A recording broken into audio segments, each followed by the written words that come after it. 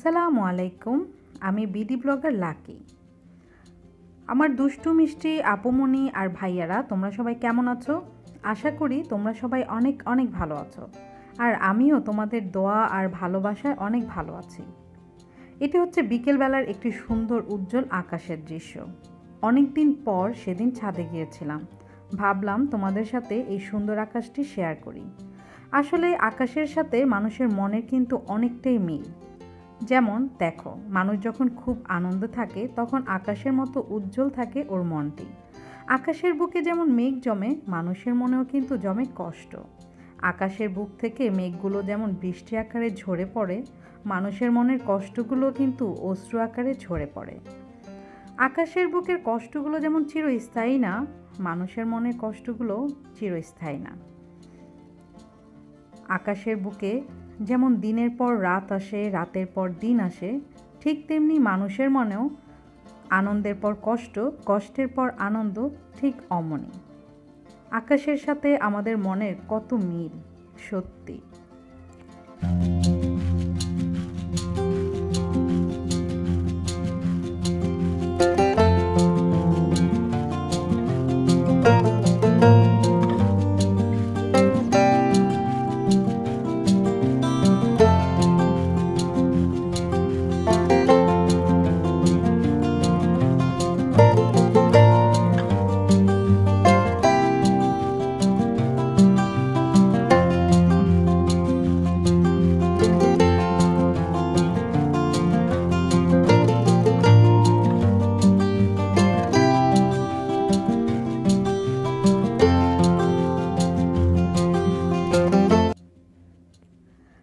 আমার বাসার আশেপাশের দিকটা কিন্তু এমনই। চারিদিকে যেমন বড় বড় বিল্ডিং, তেমনি সবুজ সবুজ আর সবুজ। দেখতে ভালোই লাগে। আসলে ছাদে অনেক দিন পর যাওয়া হয়েছে, খুব ভালো লেগেছিল। কারণ ঠান্ডা ঠান্ডা বাতাস, প্রকৃতির সবুজ সৌন্দর্য আর এত সুন্দর একটি আকাশ দেখতে আসলে কার না ভালো লাগে। আর ছাদে গেলে আমার বাচ্চারাও খুব খুশি হয়, ওরাও খেলাধুলা করে আর আমিও প্রকৃতির সৌন্দর্য উপভোগ করি।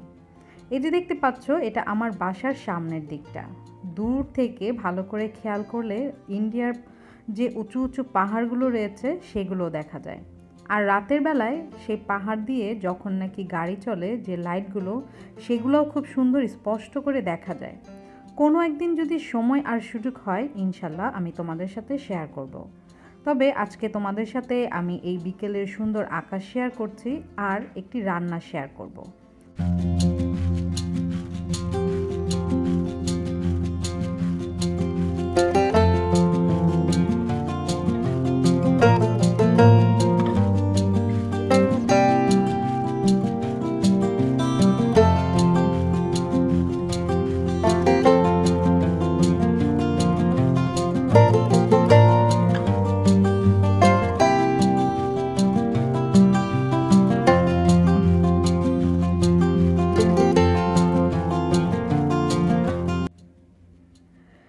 সিলেটের খুবই জনপ্রিয় একটি রান্না হচ্ছে টকের শিরা।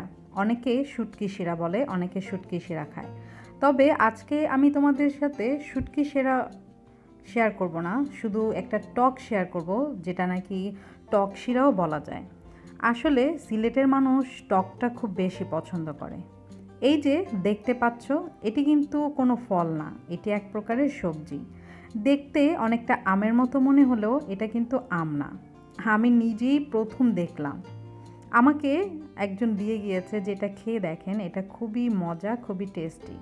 তো ভাবলাম এটা আসলে রান্না করে দেখি কেমন লাগে। এটা কিন্তু অনেক টক। আসলে সিলেটে এমন অনেক সবজি রয়েছে, এমন অনেক পাতা রয়েছে যেটা খেতে কিন্তু অনেকটাই টক। এই যে দেখতে পাচ্ছ, এটার নাম হচ্ছে ডেওয়া। এটার নাম নাকি ডেওয়া ফল। এটা দিয়ে টক খাওয়া যায়। সত্যি এটা দিয়ে টক খাওয়াটা খুবই মজা। আর এটা এভাবেই ছিলে নিতে হয়। দেখতে এটা আমের মতো মনে হলেও কিন্তু ছেলার সময় কিন্তু এটা একদম চালতার মতো মনে হয়েছিল। চালতার যেভাবে মিডল থেকে ফেলে দিতে হয়, যেভাবে কষ থাকে, ঠিক অমনি কিন্তু এটা থেকেও অনেক কষ বের হয়েছিল, অমনি দেখতে মনে হয়েছিল।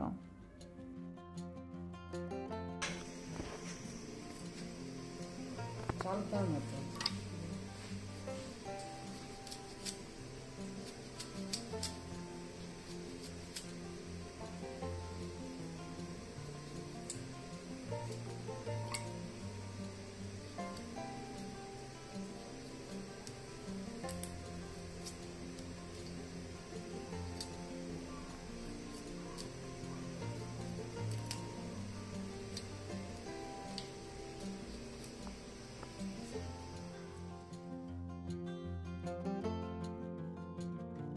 তো আমি এই দেওয়া ফলটি এভাবে ছিলে নিয়ে এটার মাঝখান থেকে যে কষগুলো ছিল সেগুলো ফেলে দিয়ে এখন এটা আমি সেদ্ধ করে নিব। কারণ সেদ্ধ করে নেওয়ার কারণ হচ্ছে এটা থেকে আরও অনেক নাকি কষ বের হয়, তাই আমি প্রথমেই সেদ্ধ করে নিয়েছি। এখন আমি একটি পাতিল নিয়ে নিয়েছি, সেটাতে আমি তেল দিয়ে দিয়েছি।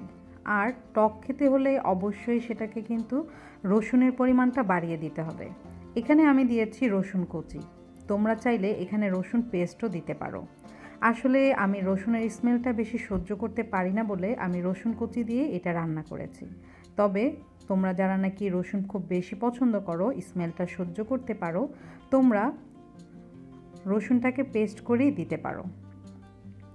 আমি রসুনটা আগে একটু করে ভেজে নিব যেন তেলটার সাথে রসুনের স্মেলটা মিশে যায়। তারপরে দিয়ে দিব আমি পেঁয়াজ।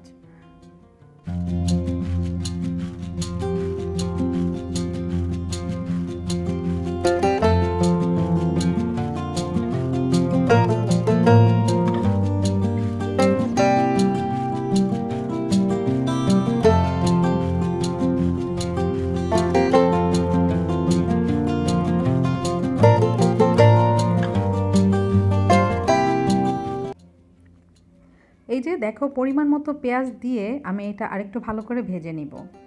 আর এই শিরাটার জন্য দরকার হবে, এই টক শিরাটার জন্য দরকার ছোট মাছ। তোমরা চাইলে বড় মাছও দিতে পারো, তবে ছোট মাছ দিয়ে খেতেই বেশি মজা। খুব ইয়াম্মি হয়েছিল, আমি নিজেও খুব প্রথম খেয়ে খুব প্রশংসা করেছিলাম। আসলে এই গরমের মধ্যে শুটকি শিরা বলো বা এই টকের শিরাটা বলো, এটা কিন্তু খুবই উপকারী। আমার এই টক শিরা, এটা শুটকি শিরা না, তবে এই শিরাটা কিন্তু খুবই উপকারী। গরমের মধ্যে কিন্তু টক খাওয়া শরীর আর স্বাস্থ্যের জন্য খুবই ভালো। তো আমি এখন মশলা দিব, আর মশলা দেওয়ার আগে সব সময়ের মতো আমি পানি দিয়ে নিই। তো আমি পানি দিয়ে নিয়েছি। এখন আমি দিয়ে দিচ্ছি 1 চা চামচ হলুদ গুঁড়া, 1/2 চা চামচ মরিচ গুঁড়া, আর দিয়ে দিচ্ছি 1/2 চা চামচ ধনে গুঁড়া। মরিচের পরিমাণটা আমি সবসময় কম দিই, কারণ আমার বাচ্চারা খায়। আর এই টক শিরার মধ্যে আসলে ঝালটা কম দিলেই ভালো, কারণ এই তরকারিটা থাকবে একদম ঝোল। আমি এই টকটা রান্নার জন্য পাঁচমিশালি যে ছোট মাছ রয়েছে সেটা ব্যবহার করেছি। সবগুলা মশলা দিয়ে ভালো করে নেড়েচেড়ে এখন আমি মশলাটা ভালো করে কষিয়ে নিব। যে কোনো তরকারির মজাই নির্ভর করে এই কষানোর ওপর। তো আমি মশলা দিয়ে কিছুক্ষণ ঢেকে রেখে দিব।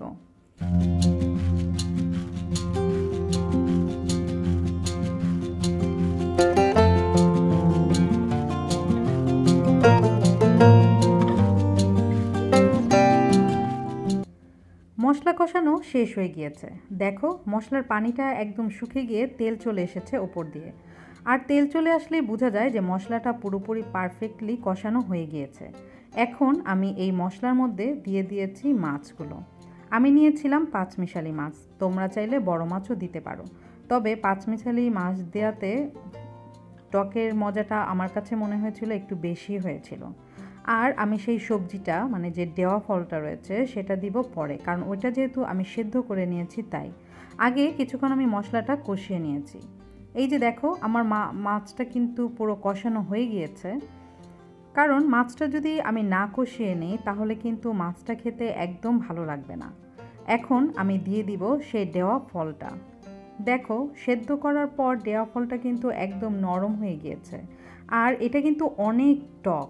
ছোট্ট একটা দেওয়া ফলের যে এত টক হবে আমি আসলে বুঝতেই পারিনি। তো এই যে এখন আমি এই দেওয়া ফলটা এটার মধ্যে দিয়ে এটাও কিছুক্ষণ কষিয়ে নেব।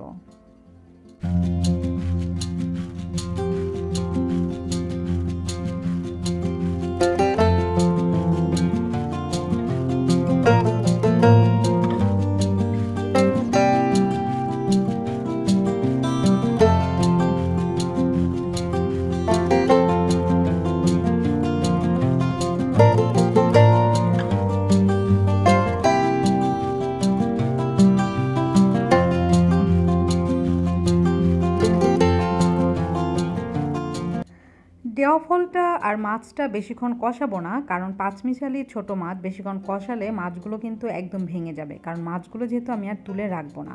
আর দেওয়া ফলটা যেহেতু সেদ্ধ করে নিয়েছি তাই বেশি কষানোর একদমই দরকার নেই। এখন আমি দিয়ে দিলাম শিরা। আসলে এটা যেহেতু টকের শিরা, তো পরিমাণে একটু বেশি দিতে হবে। বেশি ঘন হলে এটা খেতে কিন্তু একদম ভালো লাগবে না। আর সব সময়ের মতো আমি কিন্তু লবণ সবসময় আগে দিই, কিন্তু আজ আমার কী হয়েছে, আমি একদম লবণ দিতে ভুলে গিয়েছি।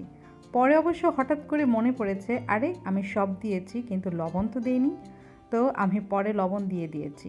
এটা আসলে কোনো ব্যাপার না, তবে মনে করে প্রথমে হোক আর শেষে হোক লবণটা কিন্তু দিতেই হবে। তো এই যে দেখো অনেক বলক এসে পড়েছে, এটা আমি কয়েক বলক দিয়েছি, কারণ যেন যে দেওয়া ফলের যে টকটা যেন পানির সাথে মিশে যায়।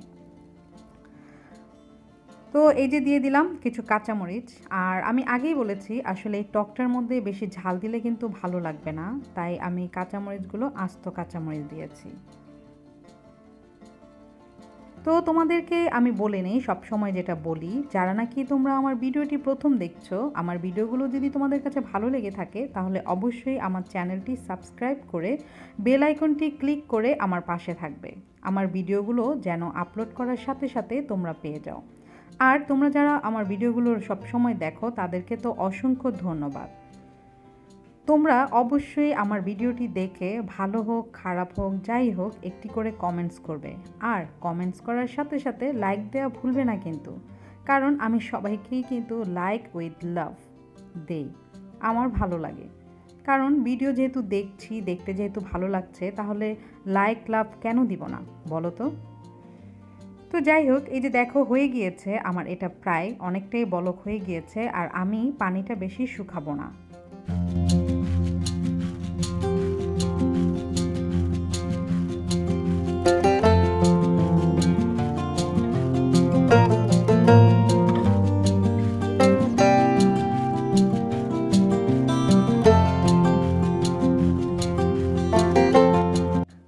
তো এই যে দেখো পানিটা কিন্তু মোটামুটি আমি শুকিয়েছি, অনেকটা শুকাইনি, কারণ এটা যেহেতু টক শিরা এজন্য আমি পানিটা বেশি শুকাইনি, আর এটা এমনই থাকবে।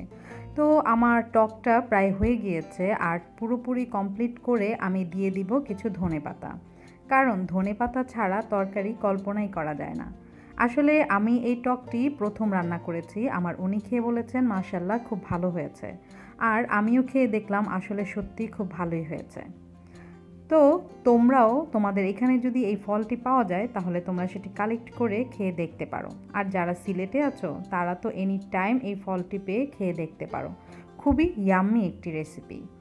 তো যাই হোক, আজকে এখানেই আমি তোমাদের কাছ থেকে বিদায় নিয়ে নিচ্ছি। তোমরা সবাই ভালো থেকো, সুস্থ থেকো, সুন্দর থেকো, আমার জন্য দোয়া করো, আর আমিও তোমাদের জন্য বেশি বেশি দোয়া করব। ফি আমানিল্লাহ।